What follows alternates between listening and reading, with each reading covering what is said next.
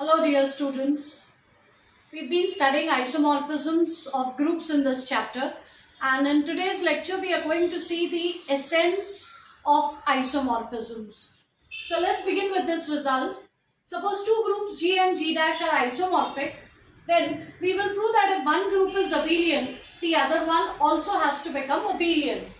So let's begin with the assumption that G is isomorphic to G dash. When I say G is isomorphic to G dash, it means that there exists a function phi from G to G dash which is 1, 1 on 2 and a homomorphism.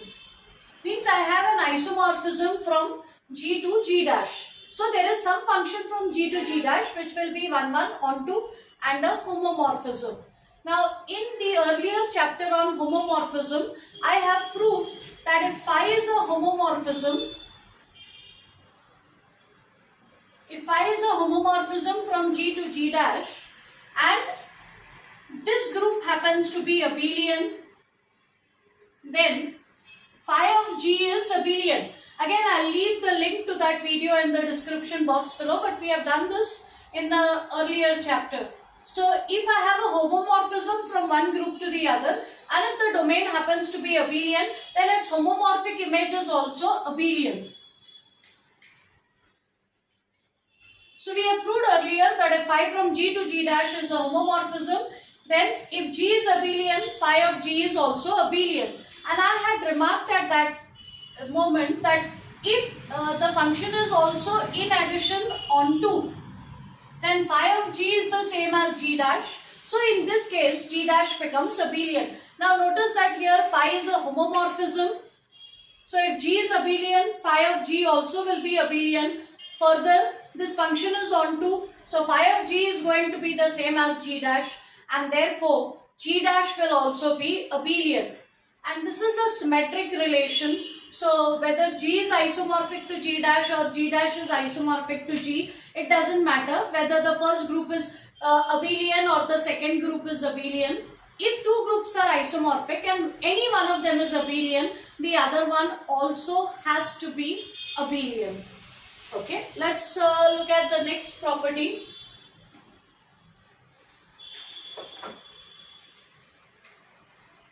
So once again, suppose two groups are isomorphic and one of them is cyclic. Then we will prove that the other one is also cyclic. So once again, we begin with the assumption that G is isomorphic to G dash.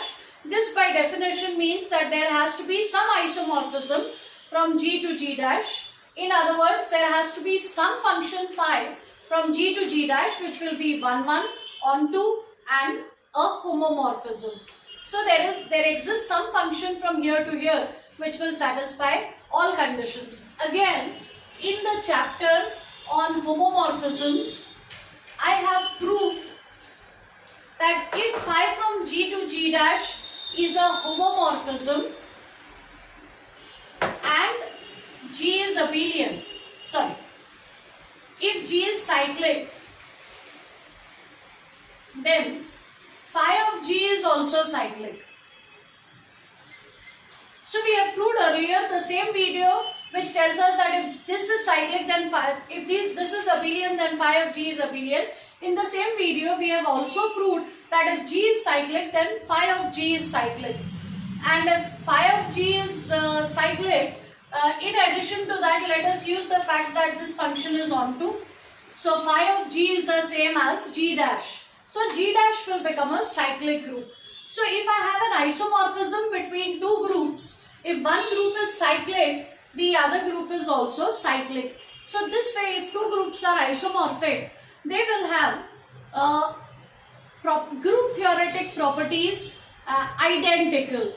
Also, what other group theoretic properties I am referring to? But before that, let me tell you how does one prove that two groups are not isomorphic. So suppose I give you all two groups G1 and G2. How are you going to prove that these two groups are not isomorphic? I am talking about the technique.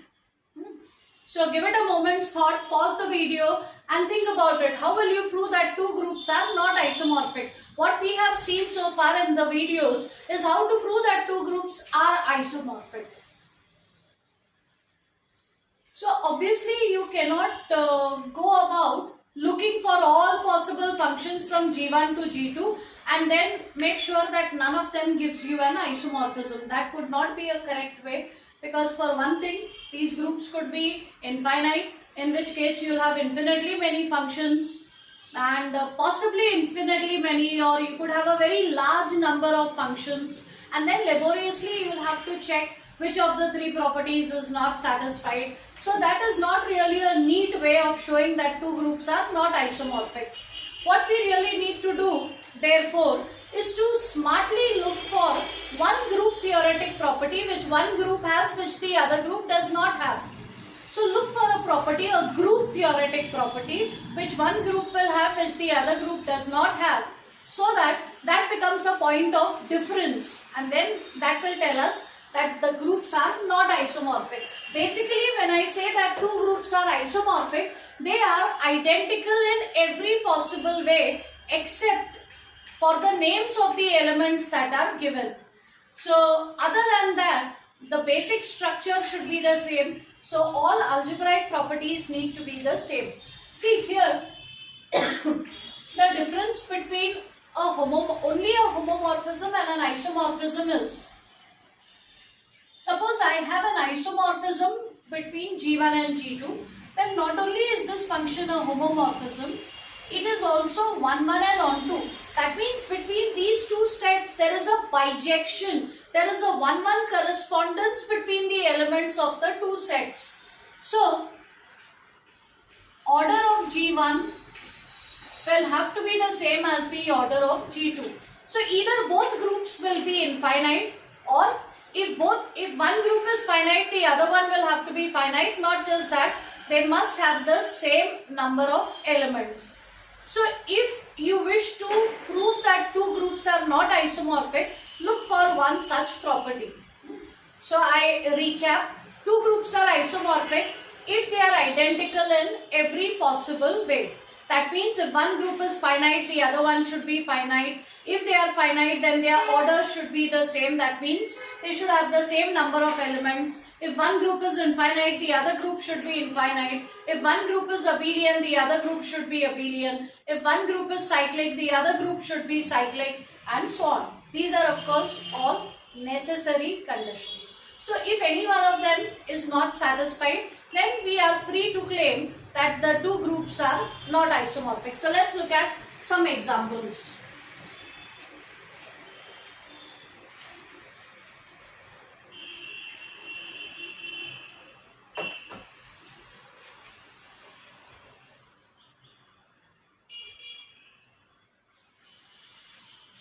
Let's look at the group 4z with respect to addition and z4 with respect to addition modulo 4. I don't have to look far actually. 4z is the set of all integers which are multiples of 4. So this is an infinite group, whereas the set of residue classes of integers modulo 4 is a finite group. It contains only 4 elements. So if one group is infinite, one group is finite, you will never be able to find a bijection between these two sets, and therefore these groups cannot be isomorphic. Okay, so I have given you the reason in this case. Let's look at the next example.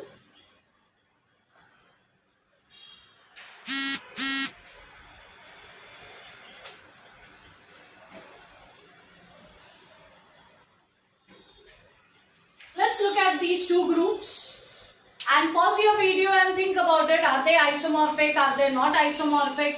If they are not isomorphic, what could be a possible point of difference? So pause, think about it, get back to the video.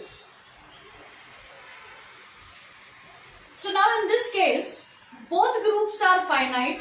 However, the order of this group is 6, whereas the order of this group is 5. So there cannot be a bijection between these two sets again. and therefore these groups are not isomorphic. Let me give you yet another example.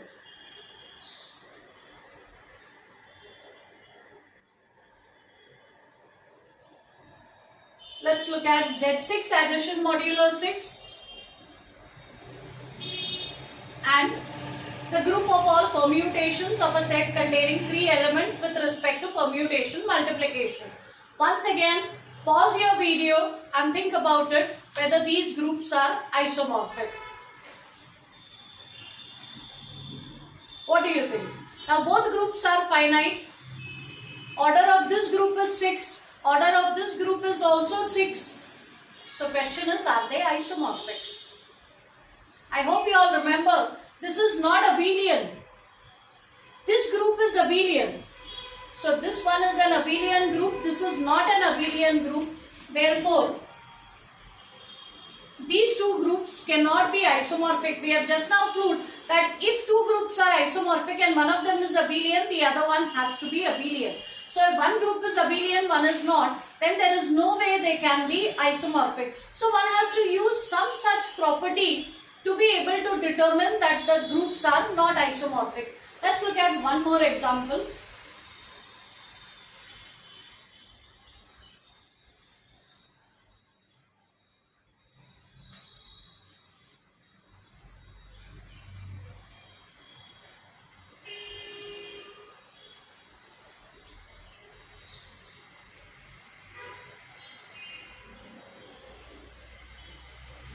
So here I have given you all two groups again. Again pause your video, give it a thought whether these two groups are isomorphic.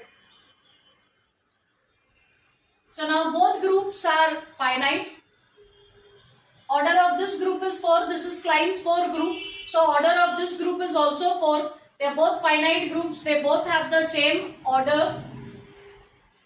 This group is abelian, this group is also abelian. In fact, every group of order less than or equal to 5 is abelian. So I don't need to worry about that property. Both groups are abelian.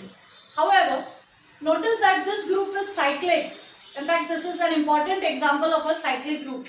This group is cyclic. However, we have proved before that Klein's 4 group is not cyclic. So for this reason now, the two groups are not isomorphic. So you need to look for some such reason, and from there you should be able to conclude that two groups are not isomorphic. Directly trying to prove that two groups are not isomorphic is going to be a very difficult task. So you use some such distinguishing property. Okay. That's all for now. Thank you.